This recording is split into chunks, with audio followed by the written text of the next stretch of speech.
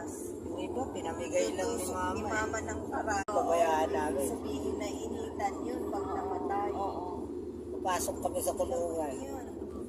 Yan sila Kuya Kaulo, may suntok yan sa tatay ko. Hindi yung palo suntok. Suntokin sila.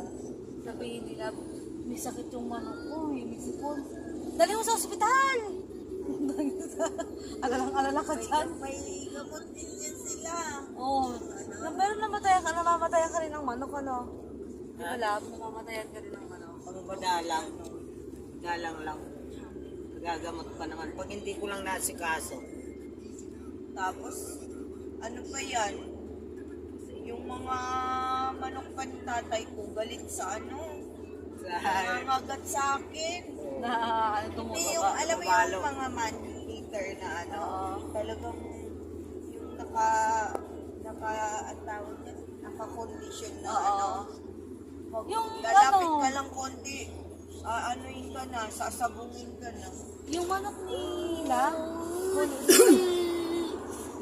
edi nag-aan tawag ko. Nakakakita ko, puro dugo na yung ano. Gawin ko, tinatawag ko yung may-ari ng bahay. Tatay, tulungan mo nga ako dito sa mga manok ko to. Ay, makikita ko yung paa ko, may sugat. Napalo ako ng manok ko. Yung manok mo. Ano ang tatapang?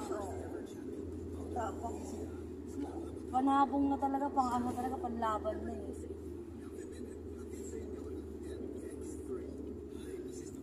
Deng, sit ka lang.